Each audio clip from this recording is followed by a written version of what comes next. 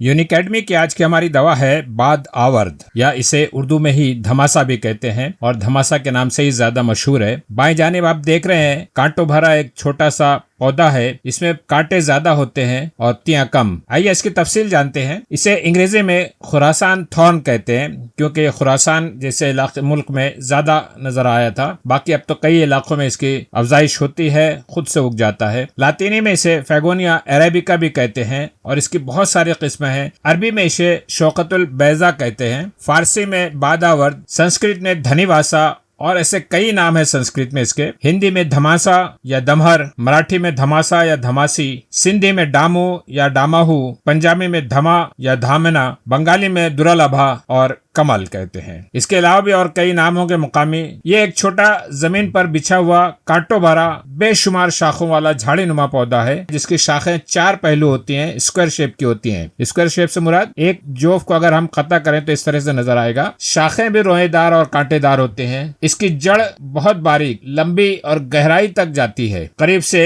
धमासे का पौधा। ये आपको जो पीला पीला नजर आ रहा है ये इसका फल है जिसकी तफसील हम आप देंगे। ये पत्तियां हैं, दोनों जानिब ये पत्तियां हैं। 2 पत्तियां रहती हैं, 4 कांटे रहते हैं। हर मुकाम पर जैसे कि बताया पत्ते कम और कांटे ज्यादा होते हैं। इसका मजा जो होता है बदमजा होता है, तल्ख होता है और कोई बू नहीं पाई जाती इसमें। पूरा के पूरा पौधा इस्तेमाल होता है, इसीलिए कहा जाता है इसका पंचांग इस्तेमाल होता है। इसके सना के पत्ते के मुशाबे होते हैं, 3 सेंटीमीटर लंबे, नोकदार। यहाँ भी आप देख रहे हैं और यहाँ भी आप देख सकते हैं कि ये पत्ते हैं दोनों जानिब 3 सेंटीमीटर लंबे, लेकिन भरे भरे होते हैं, बहुत पतले नहीं होते, भरे भरे होते हैं। एक मुकाम पर 2 पत्ते और उनके अतराफ में 4 कांटे, यही इसकी तरतीब है। अगर यहाँ भी आप गौर करें इतने हिस्से में तो 2 पत्ते हैं और 4 कांटे यहाँ से निकलते हैं। किसी भी मुकाम पर आप देखें, यहाँ पर आप गौर करें तो यहाँ पर भी ऐसे 4 कांटे हैं और फिर 2 पत्तियां होंगी। यही इसकी शनाख्त है। फूल इसके जामनी रंग के होते हैं। फूल 5 पंखड़ियों वाले नीले या जामनी रंग के होते हैं और शाखों से बिल्कुल जुड़े होते हैं। ऐसा नहीं होता कि कोई एक पेडिकल होगा और उसके बाद फूल बनेंगे, नहीं, बल्कि जो फूल होता है पूरा के पूरा असल शाख से जुड़ा हुआ रहता है। फल बनने पर भी इसके अतराफ में कांटे मौजूद है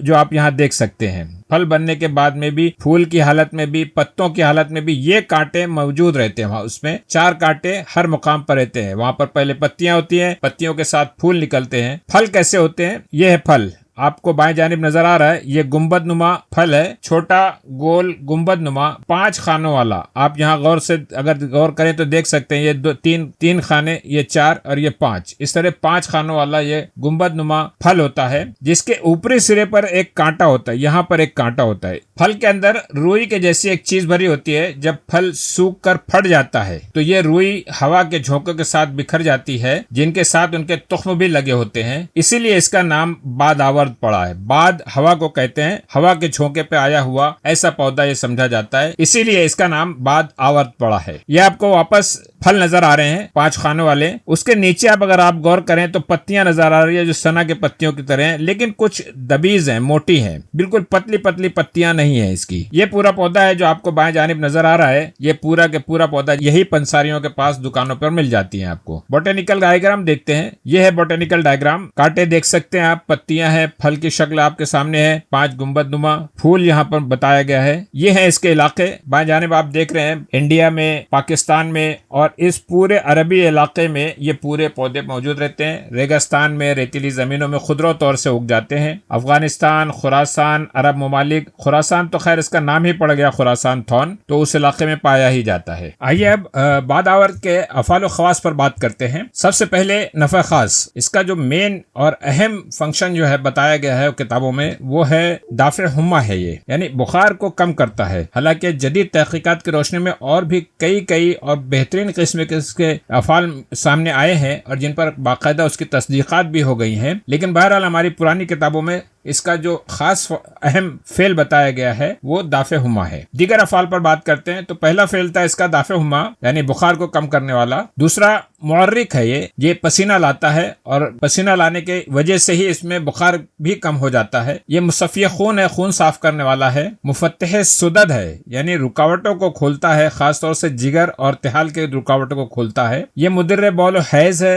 हैज और पेशाब को जारी करता है। मुलत्तिफ और मुखरिज बलगम वो सौदा है, यानी नर्म करता है और उसको खारिज भी करता है, बलगम को भी और सौदा को भी। मुहल्लिल वो मुसक्किन और रादे है, यानी इसमें तहलील की भी सलाहियत पाई जाती है और ये दर्द को कम भी करता है, और रादे भी है। रादे कहते हैं लौटाने वाले को, जो किसी मुकाम से मवाद को दूसरी तरफ लौटा देते हैं, पलटा देते हैं। ये जाली है, जिला लाता है, साफ सुथराई पैदा करता है। मुलय्यन है, इजाबत में नरमी पैदा करता है। और मुसव्विद शार है, बालों को काला करते हैं। मुसव्विद सौदा से बना है, काला करने वाला, तो बालों को काला करता है। हर एक फेल के मुनासिबत से क्या उसके मौके इस्तेमाल होंगे और किस तरह से इस्तेमाल किया जाएगा, हम बात करते हैं। दाफे हुम्मा होने की हैसियत से इसे पुराने बुखार हुम्मा कोहना में इस्तेमाल किया जाता है और इस मकसद के तहत हम पूरे के पूरे पौधे का, मैंने बताया हमेशा, पंचांग इसका इस्तेमाल किया जाता है। जड़ समेत उसके वर्ग, कांटे, फूल, फल सब इस्तेमाल होते हैं और उनका या तो उसका जोशांदा बना लिया जाए, हर्बल टी, या उसका शरबत बना लिया जाए। इन दोनों सूरतों में हम इसे इस्तेमाल कर सकते हैं पुराने बुखारों के लिए। ये मुहर्रिक होने की हैसियत से भी इसको बुखार की हर किस्म में इस्तेमाल किया जाएगा और इसी शक्ल में इस्तेमाल किया जाएगा, जोशांदा या शरबत लेंगे। मुसफ़िया खून होने की हैसियत से फसाद खून के अमराज, जिसमें जिल्दी अमराज हैं, फोड़े फुंसियां हो जाती हैं, ऐसे अमराज में हम इसे इस्तेमाल कर सकते हैं और शक्ल वही होगी कि या तो इसका जोशांदा बनाया जाएगा या शरबत बनाया जाएगा। ये मुफत्तिह सुदद होने की हैसियत से सुद्दे जिगर, जिगर में अगर सुद्दे पड़े हैं तो उसको दूर कर सकता है। उसमें वर्मी कैफियत है तो उसे दूर किया जाएगा। अगर यरकान हो गया है तो उसमें भी इस्तेमाल किया जा सकता है। मुकव्विय जिगर है और सोल किनिया में इस्तेमाल किया जाता है। सोल किनिया खून की कमी को कहते हैं, एनीमिया। ये आपके सामने, और ये है उसका तरीक़ाकार, जोशांदा बना लें या शरबत बना लें।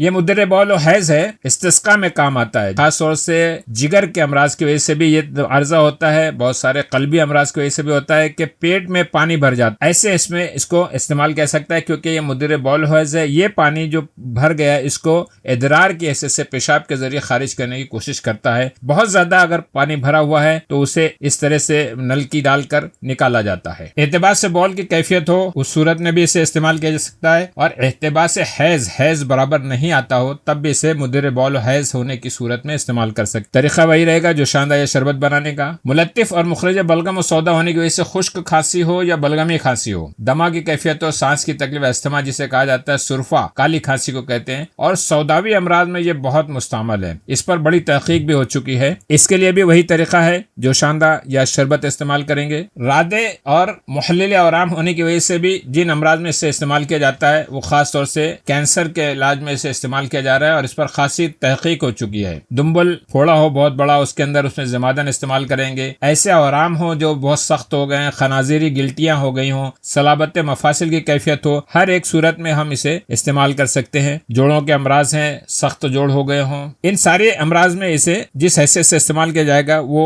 जमात के तौर पर या जोशांदी के तौर पर। मुहल्लिल व मुसक्किन अलम और रादे होने की वजह से, रादे कहते हैं किसी जगह से मवाद को लौटाने वाली चीज को। इसके लिए बवासीरी मस्सों में इस्तेमाल किया जाता है और दर्द के लिए जो बवासीरी मस्सों पर दर्द होता है वहां पे उस सूरत में भी जिमाद लगाएंगे। कीड़े, सांप, बिच्छू वगैरह के काटने से जो तकलीफ होती है उस मुकाम पर भी आप जिमादन लगाएं तो दर्द में भी आराम होगा और वहां मुकामी तौर से जहर भी जज्ब हो जाएगा। वजोल अस्नान में इस्तेमाल कर सकते हैं और इस सूरत में से कुल्ली के तौर पर इस्तेमाल करेंगे। वजोल आसाब है, दर्द सर है किसी मुकाम पर तो वहां पर जिमादन लगाएंगे। फोड़ों में इसे जिमाद के तौर पर लगाया जाता है। मुंह में छाले हो गए हो अगर तो इस सूरत में कुल्लिया की जाती है। तो तरीका जो है, दांत का दर्द हो, सर का दर्द हो, मुंह के छाले हो, हर सूरत में एक तो ये कि इसे आब्जन किया जा सकता है ताकि मुकामी तौर से जो तकलीफ है बवासीरी मस्सों में या वहाँ का जो दर्द है वो दूर हो सके। और दूसरा तरीका जो रहता है वो पीस कर छान कर इसका खिसांदा पीना चाहिए। खिसांदा उसे कहते हैं कि सिर्फ दवा को भिगा दिया जाता है पानी में, ना उसको जोश दिया जाता है ना उबाला जाता है, कोई भी सिर्फ भिगाते हैं कुछ चंद घंटों के लिए, उसके बाद पानी को निथार कर वो पानी पिया जाता है, वही खिसांदा होता है। और इसे कुल्लियां भी कर सकते हैं जो शांति से मुंह के छालों की सूरत में या वजोल अस्नान में दांतों में दर्द हो तो उस सूरत में ये हम कर सकते हैं। ये जाली होने की हैसियत से इसे जिल्द के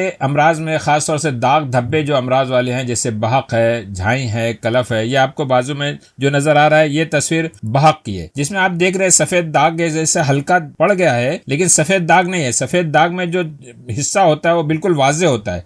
यहाँ आप अच्छा हिस्सा और दाग वाला हिस्सा उसमें फर्क नहीं कर पा रहे हैं, सिर्फ रंग जो है वो थोड़ा धुंधला हो गया है। चेहरे की झाइयां ये जो आपके सामने नजर आ रहा है। खारिश खुजली के अमराज, ये अपरस का मर्ज है जिसे कहा जाता है चंबल, इसमें भी ये फायदा करता है बादावर्द, और इसका जमात जो रहता है इन जगहों पर हम बतौर जमात इस्तेमाल करेंगे या इसका शरबत इस्तेमाल करेंगे। मुलय्यन होने की ऐसे कब्ज की सूरत में इसे इस्तेमाल किया जाता है, और यहाँ पर भी हम खीसांदा इस्तेमाल करेंगे। मुसव्वदे शार होने की ऐसे से सफेद बाल हो जाए, कब्ल अज़ वक्त बाल हो जाए, या ऐसे भी बाल सफेद हो जाए तो उस सूरत में इसे काला करने के लिए इस्तेमाल करते हैं। पत्ते जो है अर्के लीमू में पीस लें, कूच ले, मेहंदी जैसे लगाते हैं वैसे मेहंदी के तौर पर लगाए। यह है कुछ आसान नुस्खे जो आपके सामने पेश किए गए। बहरहाल एक इंतबाह दिया जाता है जिसका ख्याल रखें। बालखुरा कहते हैं, ये आपको तस्वीर यहाँ पर बताई हुई है कि जगह जगह बाल गायब हो जाते हैं जिसे बालचर भी कहते हैं। तो बालखुरा धमासे की जड़ को घिस कर जिस जगह पर बाल उड़ गए हैं वहां रगड़ें, इसकी वजह से वहां पर बाल आ जाएंगे। दूसरा नुस्खा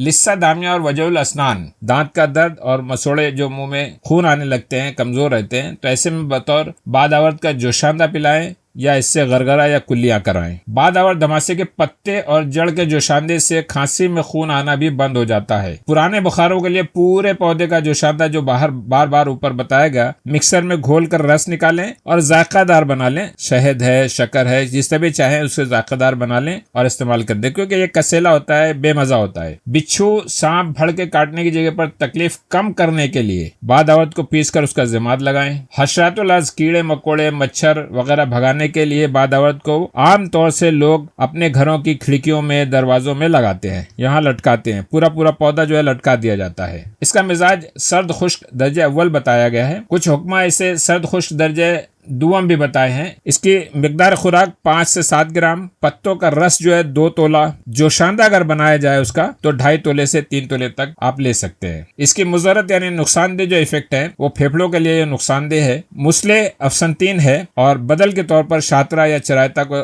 इस्तेमाल किया जा सकता है। इसके मुरक्कबात जो मार्केट में अवेलेबल हैं वो अर्क बरंजासिफ है। इसकी जदीद तहकीकात में जो फाइटोकेमिकल्स इसमें मिले हैं वो ये है आपके सामने: flavonoids, tannins, pectins, saponins, glycosides और अल्कलॉइड्स। इनकी बुनियाद पर जो असरात, जो अमराज में इसका असर सामने आया है और उसकी तस्दीक जदीद तहकीकात ने उसकी तस्दीक की है वो ये है। ये डायबिटीज पर बहुत मुअस्सर साबित हुआ है और एंटी कैंसर के तौर पर तो बड़ा ही शानदार इसका रिजल्ट रहा है। काला आजार मर्ज में इससे इस्तेमाल किया जाता है। बुखार के लिए इस्तेमाल किया जाएगा। मुसफ़्फ़ी खून होने की इससे एंटी माइक्रोबियल है। दिल को तक़वियत देता है, गुर्दे को तक़वियत देता है, खून के जमाव को रोकता है, जिसकी वजह से आमतौर से हार्ट अटैक की शिकायत भी हो सकती है। ये एंटी इन्फ्लेमेटरी है, दर्द को कम करता है, सूजन को कम करता है, लग्जेटिव है, मुलय्यन इफेक्ट रखता है, गैस्ट्रोप्रोटेक्टिव है, कवी मैदा है, हिपेटोप्रोटेक्टिव तो मशहूर ही है और एंटीऑक्सीडेंट है जो आजकल मुख्तलिफ पेस्टिसाइड्स के इस्तेमाल और गलत किस्म की फास्ट फूड की वजह से जो अमराज सामने आए हैं वो ऑक्सीडेंट्स का प्रॉब्लम है और उन्हीं की वजह से बहुत सारे ऐसे ऑटो इम्यून डिसीजेस हमारे सामने आया है जिसके लिए और एंटीऑक्सीडेंट्स का इस्तेमाल बहुत जरूरी हो गया है। इन तस्दीकात के लिए बहुत सारे सबूत हैं, लेकिन फिर भी चंद एक पेपर के जो है यहाँ पर चर्बे आपको बताए जा रहे हैं, ये सामने है, जिसके अंदर साइटोटॉक्सिक इफेक्ट बताया गया है, जिसमें कैंसर एक्टिविटी सामने आई है। इसी तरह फेगोनिया में जो बहुत सारे फाइटोकेमिकल्स की बुनियाद फार्माकोलॉजिकल एक्टिविटीज सामने आई है वो भी बहुत सारे पेपर्स में मौजूद हैं और वाज़े तौर पर उनका समझ में आ गया है कि हुक्मा ने जो बहुत पहले, जब उनके पास ना माइक्रोस्कोप था ना लैब्स थे, उस दौरान इसे कैंसर के लिए और मुख्तलिफ अमराज के लिए जो इस्तेमाल किया, आज साइंस के एडवांसमेंट के बाद में भी उन्हीं चीजों की तस्दीक हुई जा रही है कि हाँ, उन लोगों ने जो सोचा था, उन हुक्मा ने जो सोचा था, जिस तरह से उनके मुशाहिदात और तजुर्बात थे, सही साबित हो रहे हैं।